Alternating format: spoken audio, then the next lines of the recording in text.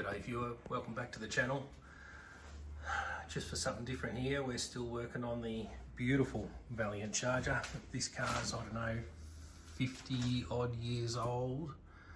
And what do you get when you get a 50-year-old Australian built car? You get something like this. Used to be a boot floor in there.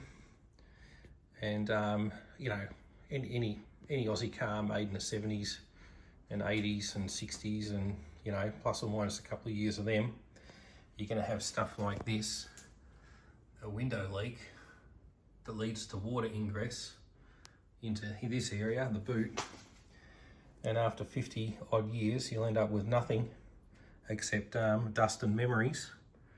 And this bumper bar structure here has been welded and fiddled with and mucked around with, and so I'm going to have a crack and try and fix it, even on this side. And the reason, I mean, it's been a little while since I posted, but I've been spending a lot of time on looking at YouTube, and I've discovered if you're into Ford coupes, you know, like XA, B and C, there's heaps of stuff around. You know, you've got Mark II Jace and XA coupe guy, and there's even a couple of guys over in New Zealand doing the same sort of thing. So I'm going to up the content and do the Charger and give us Valiant fans something to look at. And again, I'm nowhere near a professional at all, but I've been a mechanic a fair while, and I've got a welder, and thanks to YouTube, you know, you just do a search, how do I make a patch panel? And someone's done it, videoed it, posted it, and we'll try and have a crack at it. Now here's another thing you're going to find when you're doing up 50 odd year old cars is, have a look at that. How many different colours has this car been? Something, grey, reddish, greenish, filler, I don't know, rust, is that a colour? And so where you and me are going to go through all this, look at this rust hole, that's horrible. And we're going to try and fix it and get it on the road. It's even had a pretty serious action up here. I don't even know what's going on there. I don't know if this was a drag car or something silly, but they've even cut out the inner structure where the back seats are. There should be a big panel right in here, you know, with a little armresty thing and probably a ashtray and other bits and pieces. There's the bit right there I've bought or found thanks to club members.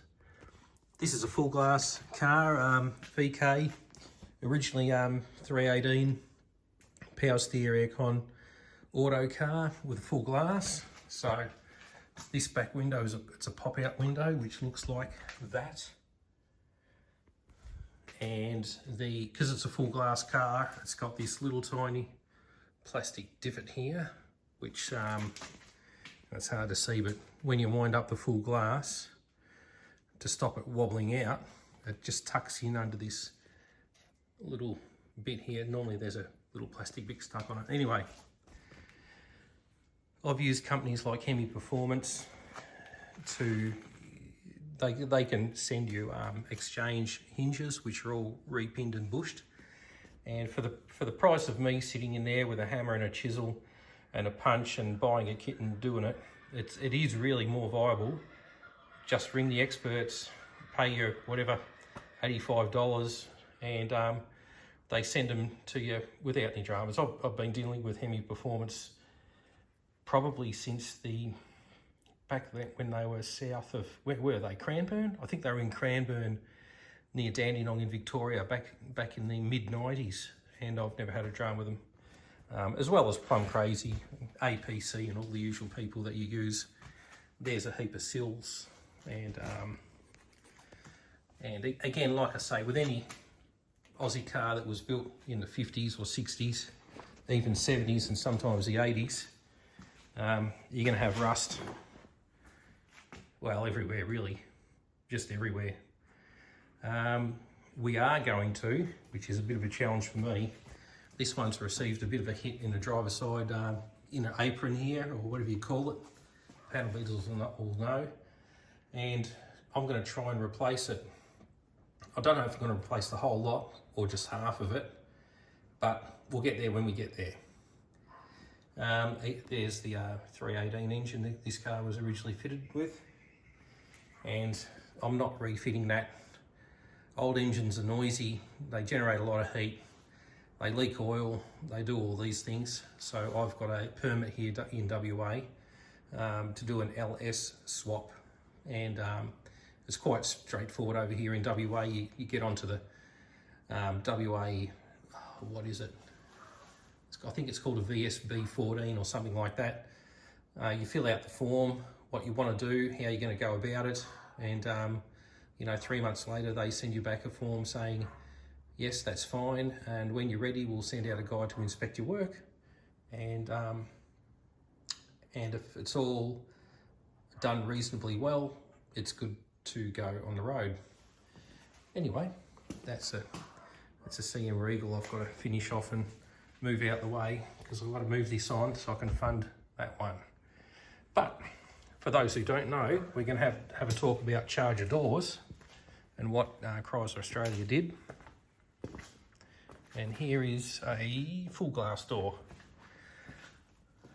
Now I don't know about Holden or Ford, but Chrysler Australia had to make a longer door, and so this is how they did it.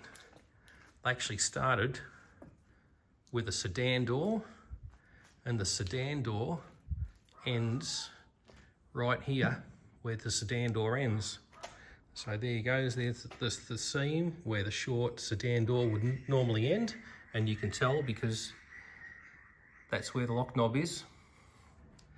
And Chrysler, you know, always look at it a cheap way out, probably like all of them, just made this little adapter piece that, whatever, spot welded to the end of a, so standard inner door frame, then the extension to make the longer door for the Charger. So not sure if other companies do it just to extend the door, not sure about, I think with XA, B and C coupes, the same door goes on the ute. So maybe, and probably station wagon, not really sure, but probably because the volumes were higher with those 3 models being covered, and Valiant or Chrysler only had the 1 model to cover. Maybe that's why they chose just to fit a little extension and make the door even cheaper to construct.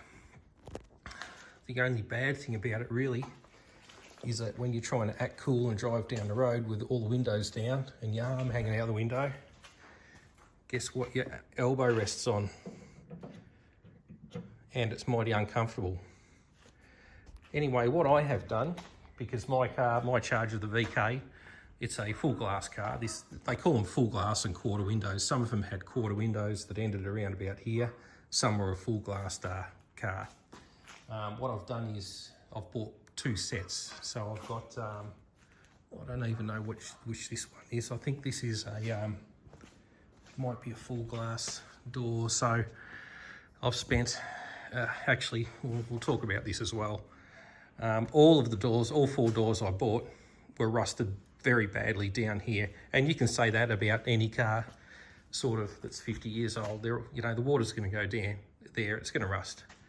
So I've bought all the parts from APC, Hemi Performance, Plum Crazy, you know, pick one of the, I'm pretty sure all the parts come from the same manufacturer, but so they've all had lower, what would you call it? Oh, well, they've all had rust patches put right in the bottom. Bit of a challenging job, but not all that bad. So here's probably, yeah, this is a quarter glass door because the window rubber ends right here. So from there forward is your quarter window, and from here back is the rest of the, so that is that's a quarter glass door.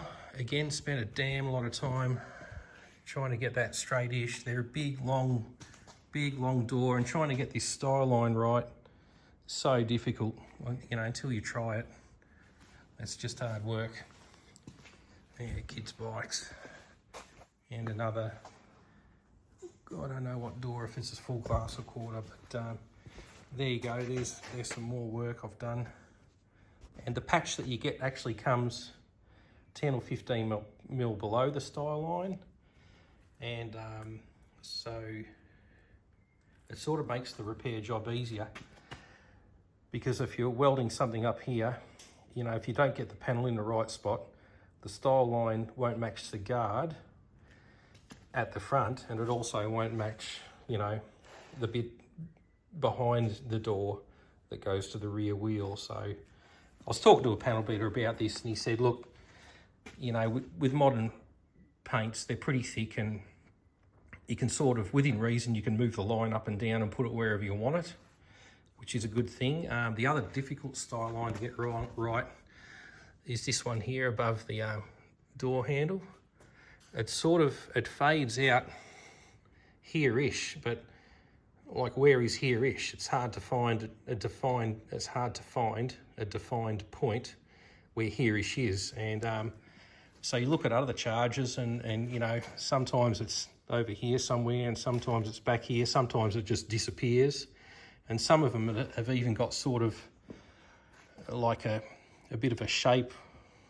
It's hard to get right. They've got a bit of a shape that comes down here and sort of bulges out like a Cuda or something, like some other American car. Anyway, I think I've rambled on long enough. Under this sheet is an ancient Hillman Hunter. People born in about 1960 might know what that is, but anyway, that's a story for another day. Here's some of the products I've been using. 3M, man, I tell you what, when it comes to sandpaper, spend the money. It cuts flatter, easier, better, lasts longer, dusts off really well. In fact, I'll go and grab the filler I've been using, because that's been a real win too.